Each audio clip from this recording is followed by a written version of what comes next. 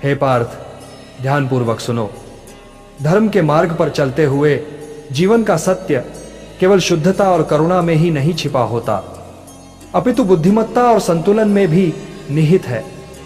मनुष्य यदि अत्यधिक ईमानदार बनकर संसार में विचरण करता है तो वह स्वयं अपने ही गुणों के कारण आघात प्राप्त करता है।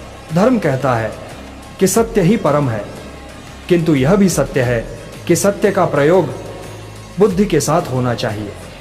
यदि कोई मनुष्य हर समय अपनी अंतरात्मा की नग्न सच्चाई दूसरों के सामने रखता है तो जगत उसे आहत करता है, क्योंकि संसार का स्वभाव छल, प्रपंच और स्वार्थ से भी चलता है।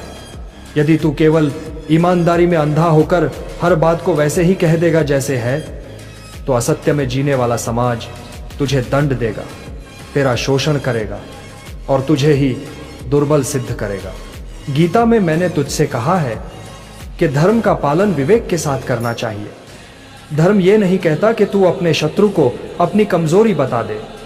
धर्म यह नहीं कहता कि तू अपने जीवन के सारे रहस्य खोल दे।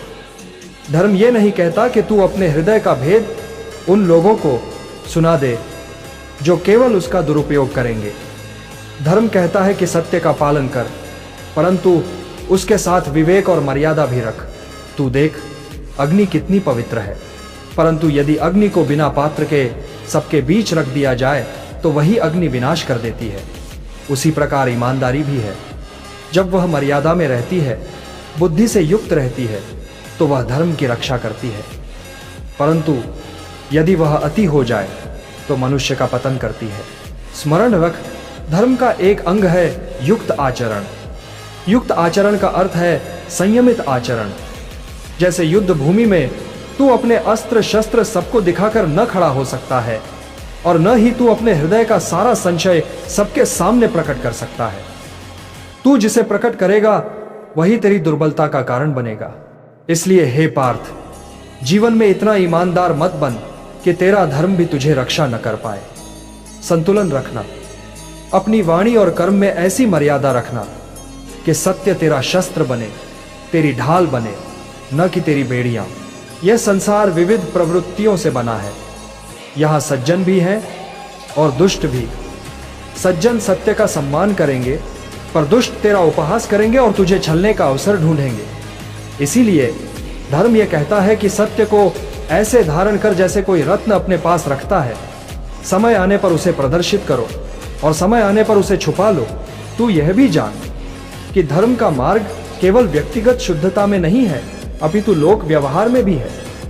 यदि तू किसी दुष्ट के सामने अत्यधिक ईमानदार हो जाएगा तो तू अधर्म को बल देगा, क्योंकि तेरी ईमानदारी उसका शस्त्र बन जाएगी। यह भी अधर्म होगा।